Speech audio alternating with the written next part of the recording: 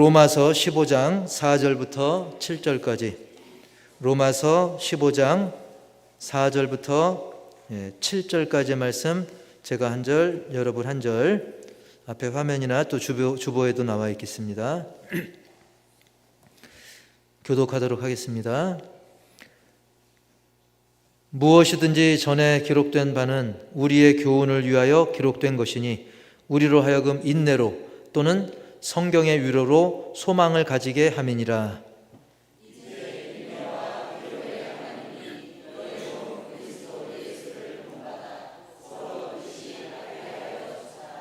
한 마음과 한 입으로 하나님 곧 우리 주 예수 그리스도의 아버지께 영광을 돌리게 하려 하노라. 그러므로 그리스도께서 우리를 받아 하나님께 영광을 돌리심과 같이 너희도 서로 받으라. 아멘. 오늘 말씀 제목 15장 5절에도 나오는 그런 부분인데요. 시작. 그리스도 예수를 본받아. 이 제목으로 함께 은혜의 시간 되기를 축복합니다. 우리가 그 어린 시절 그 위인전을 통해 가지고 많은 영향을 받았던 기억이 나는데, 많은 어린이들, 청소년들이 그 위인전을 읽으면서 꿈을 키우기도 하죠. 그래서 예를 들면 뭐 한글을 창제하신 누구죠? 어느 대왕이죠? 세종대왕. 그리고 임진왜란 때 또 큰 공로를 세운, 지금의 어쩌면 대한민국이 이렇게 버틸 수 있게 해준 그 원동력이 되기도 하는데, 우리 누구 장군이죠? 이순신 장군. 근데 안타깝게 그 총탄에 맞아 돌아가셨는데, 저는 그런 부분을 읽을 때 그때 이순신 장군께서 좀 더 오래 살았더라면 우리나라가 더 발전하지 않았을까 하는 그런 상상도 해봅니다. 그런데 그렇게 되면 또 역사가 바뀌잖아요. 만약 그때 이순신 장군이 오래 살면 여러 가지 환경이 바뀌고 그 뒤에 역사가 바뀌다 보면, 제가 가끔 그런 엉뚱한 상상을 했어요. 옛날에 어린 시절에는 그렇게 역사가 바뀌다 보면 지금의 대한민국과 뭔가 다르다 보니까 환경의 변화 때문에 내가 혹시 안 태어날 수도 있는 거 아닌가. 왜냐하면 환경이 바뀌니까. 이런 생각도 해보게 되고요. 아니야, 그래도 하나님의 작정 속에 어떻게든지 내가 태어났겠지, 또 이런 생각도 해봅니다. 그리고 태어나긴 했는데 어쩌면 다른 나라에 태어나거나 아니면 다른 환경에서, 예를 들면 충청도에 태어날 수도 있고요, 아니면 다른 연도에 태어날 수도 있겠다.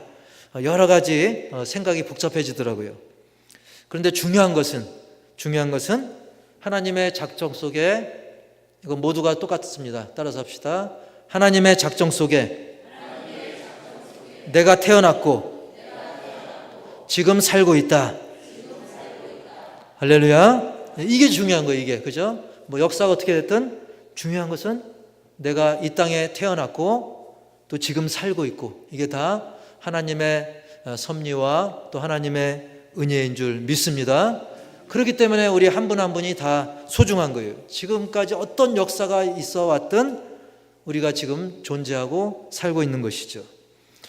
어쨌든 많은 위인들이 있는데, 이 위인들이 분명히 많은 사람들에게 삶의 어떤 모범이 되는 것은 분명합니다. 살면서 우리가 누구를 본받느냐, 어떤 위인에게 영향을 받느냐, 그에 따라서 그 삶의 미래가 달라지는 것을 볼 수가 있어요. 그래서 어린이들, 청소년들도 훌륭한 위인들을 통해서 감동을 받거나 뭔가 본받게 되면 비교적 좀 건전하고 또 훌륭한 삶을 많이 살아가더라고요. 그러나 간혹 드물게나마, 신창원 아세요? 혹시 신창원? 조폭 두목이었습니다. 근데 그가 아주 영화 같은 그런 탈주국을 벌여서 성공을 합니다. 타로 가는데 성공해요.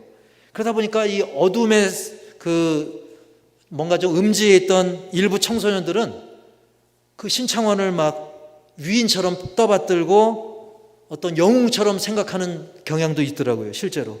그래서 엉뚱하게도 그 신창원의 이야기가 만화책으로도 나오고 소설로도 나오고 심지어는 영화로도 막 제작되는 그런 열풍을 일으키기도 했어요. 이런 일도 있었는데 어쨌든 그런데 여기서 우리가 놓치면 안 될 중요한 한 가지가 있는데 우리가 여러 위인들을 막 본받잖아요. 그런데 아무리 본받을 만한 그런 훌륭한 위인이다 할지라도 그들도 역시 사람이라서 분명 우리가 모르는 어두운 부분들, 단점, 약점, 부족한 점, 심지어 부끄러운 점들이 다 존재하기 마련이라는 거예요. 왜? 사람이니까. 심지어 그런 세상의 위인들 뿐만 아니라 성경에 나오는 굉장히 훌륭했던 믿음의 사람들에게서도 그런 면들이 다 있습니다. 하나님의 마음에 합하다라고 하는 그런 다윗과 같은 그런 위대한 왕도 간음죄를 저질렀었잖아요. 골리앗을 멋지게 쓰러뜨렸지만 그 간음죄에 빠지죠. 또 지혜로운 왕 솔로몬은 어떻습니까? 나중에는 처음엔 잘했는데 나중에는 자만심에 빠지고 뭔가 과시하려는 그런 욕심 때문에 많은 여인들을 거느리기도 하고 심지어 이방의 여자들도 거느리게 되면서 우상 숭배가 팽배해지는데 그런 악영향을 끼치기도 했습니다. 물론 나중에 회개하긴 했지만 그래서 털어서 안 나는 사람 없다 그래요? 먼지 안 나는 사람 없다고. 저도 이렇게 털면 먼지가 나옵니다. 누구나 다 이렇게 단점과 부족한 점 그리고 남모를 그런 어두운 면들이 다 있기 마련인 거예요. 심지어 예수님을 따라다녔던 12제자들조차 그리고 신약성경의 3분의 1 이상을 썼던 사도 바울조차 그 누구도 완전한 사람은 없었던 것입니다. 그렇기 때문에 우리는 세상의 위인들을 보든 또 성경의 인물들을 보면서 그들의 좋은 점은 본받지만 그들의 모든 것을 완전히 올인하듯이 오롯이 본받을 수는 없고 우리가 완전하게 본받아야 될 분은 오늘 말씀 제목대로 오직 예수 그리스도 한 분뿐임을 깊이 새기시기 바랍니다. 왜냐하면 하나님은 완전하시지만 인간은 그 완전함에 분명히 모자랄 수밖에 없는 존재입니다. 이건 당연한 거예요. 그래서 어떤 잘못된 판단, 순간의 잘못된 판단, 또 인간으로서의 어떤 실수, 그걸로 인해서 한순간 망가질 수 있는 그런 연약한 존재가 바로 사람인 것이죠. 그래서 다윗도 이렇게 고백을 합니다. 시편 51편 5절에 시작. 내가 죄악 중에서 출생하였으며 어머니가 죄 중에서 나를 잉태하였나이다. 이렇게 고백을 했던 거예요. 그리고 사도 바울도 로마서 3장 23절에 이렇게 확정하듯 증거하죠. 시작. 모든 사람이 죄를 범하였음에 하나님의 영광에 이르지 못하더니. 아멘. 결국 이 모든 사람들에게는 어떤 죄악된 성품 그리고 결핍이 있기 때문에 그런 사람이라 실수도 하고 죄를 저지르기도 한다는 것입니다. 당장은 안 그런 것 같아도 어떤 계기나 상황을 맞이하면 한순간에 그런 죄악된 일을 범하기도 하고 실수도 하고 고의가 됐든 고의가 아니었든 그런 죄와 과실이 나오는 것이 연약한 인간 존재라는 거예요. 그런데 여기에 대해서 어떤 사람들은 반문하기도 하죠. 아니 목사님, 어린아이들, 저 아이들이 뭔 죄가 있습니까? 또는 우리가 볼 때 저 사람은 죄 없이 살 수 있을 것 같은 그런 양심적인 사람, 그런 사람들을 예를 들면서 저들도 죄인입니까? 따질 수도 있는 거죠. 그러면 정말 그런 건가? 저렇게 천진난만한 아이들, 그리고 법 없이도 살 것 같은 아주 착한 사람들, 그럼에도 불구하고 모든 인간은 죄로부터 자유로울 수가 없는 그런 존재인 것입니다. 사랑하는 성도 여러분, 아무리 그런 작고 귀여운 아이들이라 할지라도 정말 아이를 키웠던 기억을 더듬어 보시면 아시겠지만 우리가 그 아이들의 천진난만한 면만 봐서 그렇지 그냥 객관적으로 보면 그 아이들도 다 이기적인 성향이 다 있어요. 나름의 고집과 욕심을 타고났습니다. 그건 제 자식뿐만 아니라 더 사랑스러운 손자, 손녀라도 다 마찬가지입니다. 이 정도의 차이만 다를 뿐이에요. 그래서 점점 커가면서 어떤 또래를 통해 그리고 주변에 많은 영향을 받으면서 정말 본받지 않았으면 좋을 것까지 그런 안 좋은 습관의 영향들을 받는 것을 우리가 뻔히 보게 되는 것입니다. 그리고 진짜 저 사람은 성인 군자 같다. 그리고 저 사람은 너무 양심적이다. 그 사람과 한번 1대1로 대화해 보세요. 다 솔직하게 대화해 보시면 저도 이런 사정이 있습니다. 오히려 그들이 자기는 죄인이라고 고백을 합니다. 그리고 막 효도를 너무 잘하는 사람일수록 오히려 그 양심에 의해서 제가 불효자입니다. 옛날 일을 돌이켜보면서 이렇게 어머니 마음 아프게 했습니다. 그걸 고백하는 걸 우리가 볼 수가 있어요. 그리고 우리가 죄하면 세상에서 막 구속되는 이런 죄만 생각하는데 예수님의 기준으로 죄는 오늘 화면에 띄우진 않았지만 요한복음 16장 9절에 예수님이 그런 말씀하셔요. 죄에 대하여라 함은 그들이 나를 믿지 아니함이요. 즉 예수님을 믿지 않으면 또 하나님을 믿지 않으면 그 자체가 죄라 그랬어요. 왜 그렇습니까? 하나님이 우리를 너무나 사랑하셔서 그 크신 사랑으로 예수님을 보내주시고 또 예수님을 심지어 십자가에 못 박혀 죽으시기까지 하셨는데 우리가 그런 예수님을 믿지 않는다? 바꿔놓고 여러분이 누구에게 정성껏 준비한 선물을 줬는데 그 선물을 걷어찬다? 그 성의를 무시한다? 그러면 우리가 괘씸하게 여기잖아요. 속상하게 여기잖아요. 그래서 하나님의 사랑으로 예수님을 보내주셨는데 믿지 않는다. 하나님을 신뢰하지 않게 되기 때문에 그 자체부터가 죄가 되는 것입니다. 그 외에도 많은 죄들이 있는 것이지만 어쨌든 우리가 이걸 생각하면 그렇구나. 모든 인간이 죄인이라 너무나 안타깝고 또 참담하기까지 하구나. 하지만 그럼에도 불구하고 너무나도 하나님께 감사할 수 있는 건 뭐냐면 그걸로 끝이 아니기 때문이에요. 따라서 합시다. 그게 끝이 아니다. 성경은 모든 사람이 죄인이라고 말을 하지만 로마서 23절처럼 모든 사람이 죄인이라고 말을 하지만 로마서 3장 23절 그 다음 구절에 3장 24절에 이렇게 말씀합니다. 시작. 그리스도 예수 안에 있는 속량으로 말미암아 하나님의 은혜로 값없이 의롭다 하심을 얻은 자 되었느니라. 아멘. 모든 사람이 죄인이다 거기까지만 보면 우리가 좀 서운할 수 있어요. 하나님 이게 뭡니까? 그런데 로마서 3장 23절로 끝나지 않고 바로 그 다음 구절에 하나님께서는 그래 역시 하나님이시구나. 그리스도 예수 안에 있는 속량, 즉 값을 치르고 우리를 샀다는 거예요. 그래서 하나님의 은혜로 우리는 값없이 하나님의 은혜를 받아서 우리가 의롭다 하심을 얻은 자, 너희는 이제 하나님의 자녀가 됐다 라고 선포해 주시는 것이죠. 그런 하나님은 좋으신 하나님이라고 우리가 찬양할 수 있는 것입니다. 과거에 먼 과거로 돌아가면 태초로 돌아가면 일찍이 아담과 하와가 하나님 말씀 그 명령에 불순종해 가지고 그들이 정령 죽으리라 그 약속에 의해서 그 계명에 계약에 의해서 아담과 하와는 당장 죽어야 마땅했지만 하나님께서는 그래도 그들에게 죽음을 연기시키시고 허락하신 땅에서 하나님과의 관계를 유지하면서 살 수 있는 그런 은혜를 베푸셨던 겁니다. 그리고 하나님께서는 그 이후로 죄인 되었던 모든 인류를 세상에 방치하지 않으시고 그 죄인의 멍에를 꺾을 수 있도록 해주셨습니다. 바로 예수님으로 하여금 우리의 죄를 대신해서 죽게 하신 것이죠. 그 죄값으로 말미암아 그 치러주신 죄값. 원래는 우리는 죄값 때문에 저주의 죽음을 당해야 마땅하지만 예수님이 대신해 주셔가지고 우리가 그 예수님을 믿기만 하면 더 이상 죄인 취급을 받지 않고 의롭다 하심을 얻게 되는 것입니다. 심지어 그런 우리를 이제 너희는 하나님의 자녀다.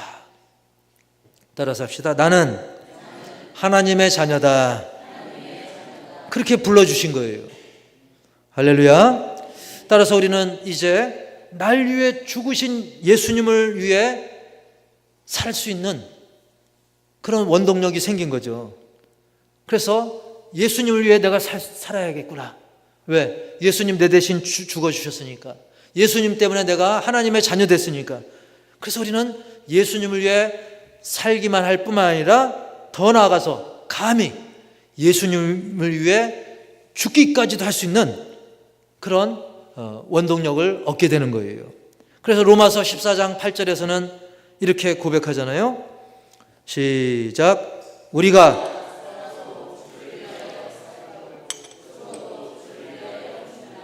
그러므로 사나 죽으나 우리가 주의 것이로다. 아멘. 사나 죽으나 그 찬양처럼 살아도 주를 위해 살고 죽어도 주를 위해 죽는 나는 이제 주의 것이로다. 너무 센 거 아닙니까? 라고 생각할 수 있는데, 만약에 생각해 보세요.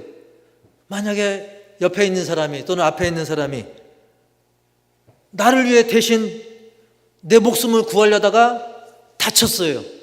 그러면 그 사람을 위해, 내 대신 다친 사람을 위해 뭘 해줘도 아까워요, 안 아까워요?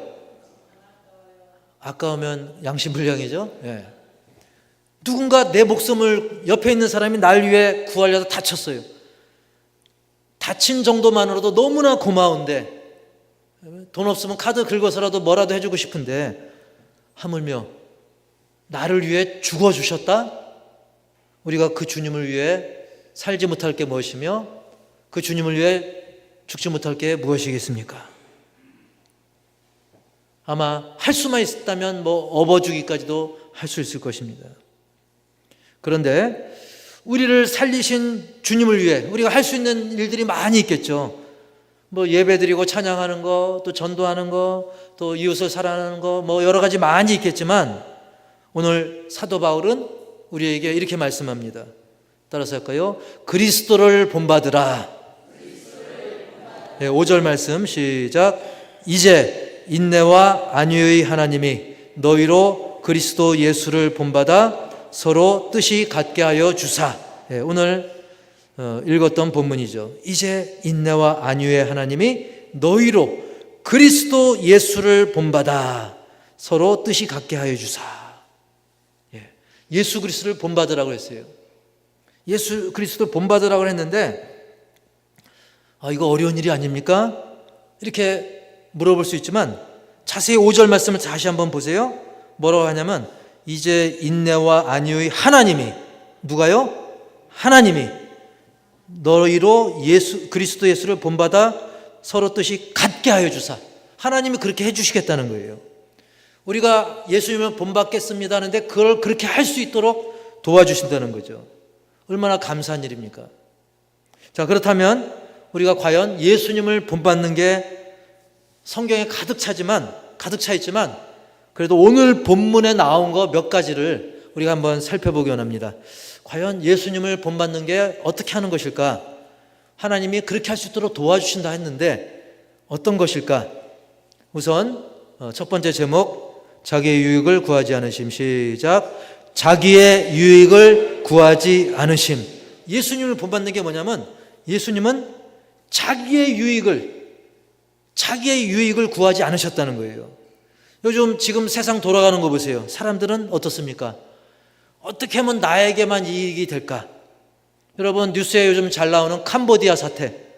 캄보디아에 속아서 갔던 한국 청년들이 막 엄청 고문당하잖아요. 막 그 듣기만 해도 소름 끼치더라고요. 심지어 어떤 청년은 막 손톱을 하나씩 들어 올린대요. 막 생각만 해도 막 소름이 끼쳐지죠. 그 외에 막 시신이 되어서 시신도 아직 수습이 안 되는 경우도 있고, 그 외에도 우리 대한민국 내에도 버젓이 벌어지고 있는 전화 보이스피싱 사기, 또 전세 사기, 다 알고 보면 자기 이득을 위해서 남들은 신경 안 쓰지 않습니까? 어떻게 보면 그게 크냐 적냐의 차이지, 마치 어린 아이들도 내가 깎아 하나 더 먹겠다고 욕심 부리잖아요. 그런 작은 것부터 사실은 이 세상 많은 사람들이 어떻게 하면 내가 더 맛있는 거 먹을까? 딱 밥상에 반찬이 있으면 야, 저거 내가 하나 더 먹고 싶다. 이런 거부터 해가지고 본능적으로 사람들은 자기 유익을 구합니다. 그런데 우리 주님은 자기 유익을 구하지 않으셨어요. 로마서 15장 2절 볼까요? 로마서 15장 2절 3절 시작. 우리 각 사람이 이웃을 기쁘게 하되 선을 이루고 더욱을 세우도록 할지니라. 그리스도께서도 자기를 기쁘게 하지 아니하셨나니 기록된 바 주를 비방하는 자들의 비방이 내게 미쳤나이다 함과 같으니라. 아멘. 쉽게 표현하면 예수님은 자기를 기쁘게 하긴커녕 자기 유익을 바라기보다는 오히려 오해받고 비방을 받으면서도 예수님은 이웃을 사랑하라 말씀하신 거예요. 그래서 너희들도 이웃을 기쁘게 해라. 나는 내 유익과 내 기쁨보다는, 나의 즐거움보다는 다른 사람들을 위해, 영혼들을 위해 내 목숨을 주기까지 하지 않았느냐, 그 말씀입니다. 이렇게 하나님의 뜻을 행하시느라 비방을 받더라도 예수님은 끝까지 하나님 말씀에 순종함으로써 모든 사람들에게 구원의 기쁨을 베푸셨습니다. 그 예수님을 본받아서 우리도 이웃을 기쁘게 하는, 그리고 앞사람, 옆사람, 뒷사람, 또 우리 주변의 영혼들을 기쁘게 하는 그런 삶을 살 때 우리 예수님이 그것 때문에 기뻐하실 줄 분명히 믿으시기 바랍니다. 그리고 이웃을 기쁘게 하는 것 중에 제일 큰 게 뭘까요? 바로 사실은 전도입니다. 물론 우리가 물질로도 도와줄 수도 있지만 그것은 얼마 못 갑니다. 그 영혼을 제일 기쁘게 하는 일은 그 영혼이 예수님 믿고 야, 이런 세상이 있었구나, 천국의 기쁨을 누리게 하는 것. 그렇게 자기의 유익보다 이웃의 유익을 구하는 그런 삶을 살 때 바로 예수 그리스도를 본받는 삶인 것입니다. 그 다음에 한마음 한뜻이 되게 하심. 시작. 한마음 한뜻이 되게 하심. 우리 예수님께서는 이 제자들로 하여금 또 많은 사람들로 하여금 한마음 한뜻이 되게 하시는 그런 약속의 말씀을 하셨고 또 그렇게 되기를 기뻐하시는 우리 예수님인 줄 믿습니다. 5절과 6절 시작. 이제 인내와 위로의 하나님이 너희로 그리스도 예수를 본받아 서로 뜻이 같게 하여 주사 한 마음과 한 입으로 하나님 곧 우리 주 예수 그리스도의 아버지께 영광을 돌리게 하려 하노라. 아멘. 우리가 곰곰이 생각해 보면 솔직히 서로 뜻이 같게 되는 것, 이게 어려운 것 같아요? 어려운 것 같아요? 예, 혹시 쉬워요 그럴까 봐 제가 아예 보기에서 뺐습니다. 서로 한마음 한뜻이 되는 게 어렵습니다. 부부끼리도 우리 부부 빼고는 사실 이 한마음 한뜻이 되는 게 굉장히 어렵습니다. 그리고 부부뿐만 아니라 가족끼리도, 심지어 한 형제 자매끼리도 같은 배에서 나왔는데도 형제 자매도 한마음 한뜻이 되는 게 어려워요. 쉽지 않습니다. 그렇기 때문에 어떻게 보면 불가능해 보입니다. 그러나 5절 6절 다시 한번 보여주세요. 저 말씀을 자세히 보시면 이제 인내와 위로를 주시는 하나님은 우리에게 인내할 수 있도록, 그리고 위로하는 마음도 주셔가지고 우리로 하여금 예수님을 본받게 해서 뜻이 하나가 될 수 있도록, 그러니까 내 성질 같으면 저 인간, 저 사람, 또 내 가족 중에 뭐 형제 자매 도저히 이게 안 되는데 하나님께서 인내하게 해주시고 또 위로하고 위로받고 또 위로를 주게끔 도와주셔가지고 우리가 그러한 예수님을 뭐 단박에 될 수도 있지만 단박에 안 되더라도 예수님 안에서 뜻이 같게 할 수 있도록 도와주신다는 거예요. 예를 들면 우리가 서로 다르지만 한 목소리로 하나님을 찬송하잖아요. 또 한마음 한뜻으로 기도하잖아요. 그러면 사소한 것부터, 쉽게 할 수 있는 것부터 시작해서 우리가 지금은 막 간격이 넓어졌어도 차츰 세월 가면서 우리가 뜻이 예수 안에서 모아지도록 하나님께서 도와주실 것을 믿으시기 바랍니다. 이건 제가 보증하는 것이 아니라 성경이 그렇게 약속하고 있는 거예요. 하나님이 약속하신 것입니다. 중요한 것은 그것을 믿어야 되는 거예요. 마귀의 꼬심에 넘어가지 말고 바로 예수님을 본받아서 우리가 뜻을 하나로 모으시는 것인데, 특히 예수님께서는 모든 뜻의 중심을 하나님께 두셨다는 것, 심지어 죽는 그 순간이, 십자가에 달릴 순간이 점점 다가와도 그때도 하나님 중심으로 그 뜻을 끝까지 밀고 나가셨던 것입니다.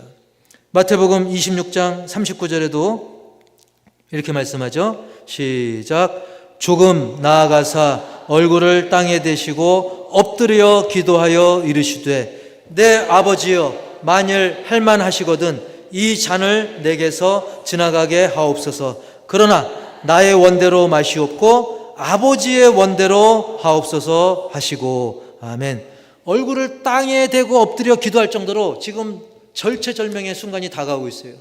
얼마 안 있어서 체포당해서 십자가에 달려야 됩니다. 그 상황에서도 하나님 나의 목숨 구해주세요, 살려주세요, 자기의 유익보다는 하나님의 뜻을 구한 거예요. 이 고난의 잔, 그 고난의 잔을 지나갔으면 좋겠지만 나의 원대로, 나의 소원대로 하지 말고 아버지의 원대로, 하나님의 뜻대로, 하나님의 소원대로 이루어달라고 먼저 하나님의 뜻을 구했습니다. 마태복음 12장 50절에도 이렇게 말씀하죠. 누구든지 시작. 누구든지 하늘에 계신 내 아버지의 뜻대로 하는 자가 내 형제요 자매요 어머니이니라 하시더라. 아멘. 혈육의 가족도 가족이겠지만 더 중요한 하나님 나라의 가족은 누구냐? 바로 하나님 뜻대로 하는 사람은 예수님의 형제요, 예수님의 자매요, 예수님의 어머니다라고까지 예수님 말씀하셨어요. 우리가 하나님의 자녀일진데 내 뜻, 내 고집, 내 감정보다 바로 하나님 아버지의 뜻대로 말하고 생각하고 살아갈 수 있도록 성령의 도우심을 구하시기 바랍니다. 그래서 우리는 자기 유익보다는 마음과 뜻을 하나로 모아서 전심으로 하나님을 사랑하고 그 사랑으로 이웃을 사랑하는 게 바로 주님을 본받는 것입니다. 그리고 마지막으로 한 말씀만 더 드리면 세 번째로 따라서 합시다. 서로 받아주라. 서로 받아주시기 바랍니다. 7절 말씀 보면 7절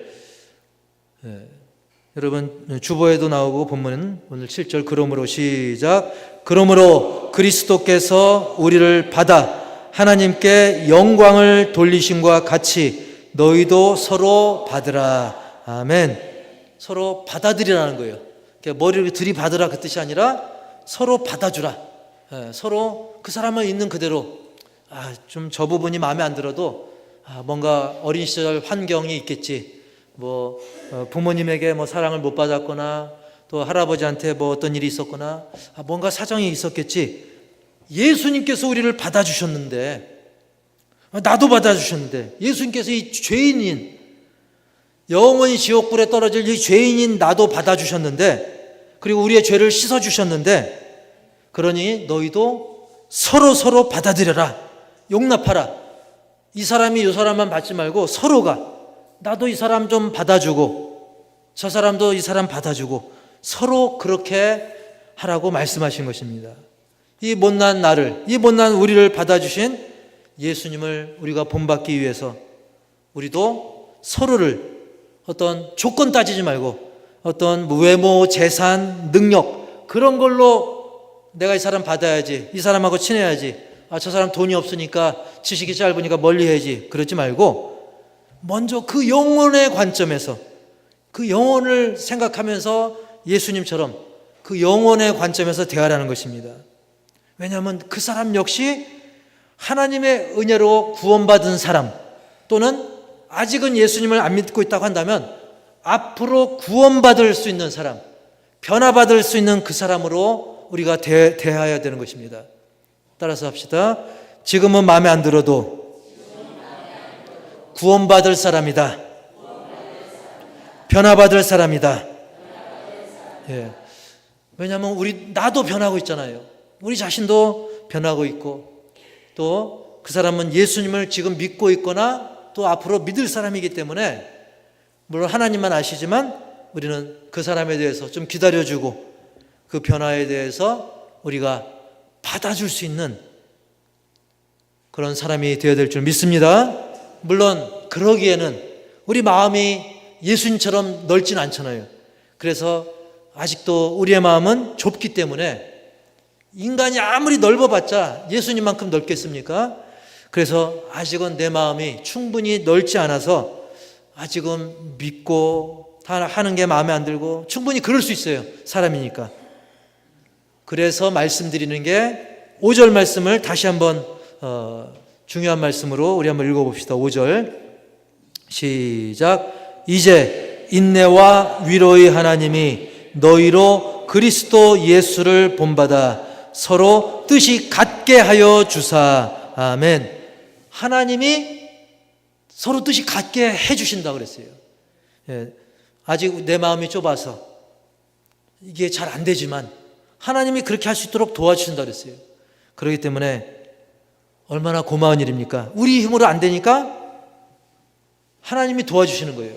여러분, 부모와 자식을 생각하면 어린 시절 엄마 아빠와 그 어린 자녀를 생각하면 그 아버지는 그 자녀가 못하는 것이 있을 때 그걸 거뜬히 도와주고 그걸 흐뭇해하죠. 막 아이가 낑낑 매서 이걸 못 들면 아버지가 한 손으로 거뜬히 도와주죠. 그럼 아이가 좋아하죠. 아, 우리 아빠, 우리 엄마. 그러면 아빠는 내가 도와줬으니 너 500원 내라. 그러지 않죠. 오히려 기뻐합니다. 흐뭇해합니다.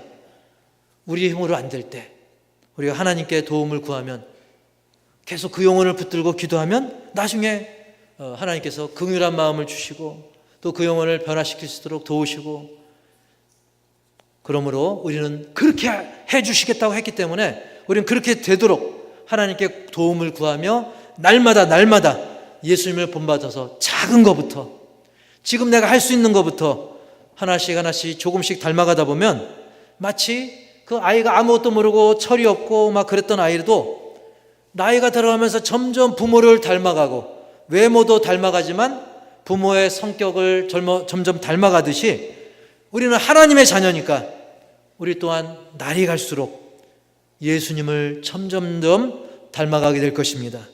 그래서 미숙한 아이들, 그들도 미운 세살을 거쳐서 어느새 효도하는 자녀로 성장하듯이 그렇게 하루하루 점점 예수님의 분량으로 성장해 가기를 주님의 이름으로 간절히 축복합니다. 그렇게 성장하고 예수님을 닮아가는, 그래서 그리스도 예수를 본받아 가기를 주님의 이름으로 간절히 축원합니다. 하나님 아버지,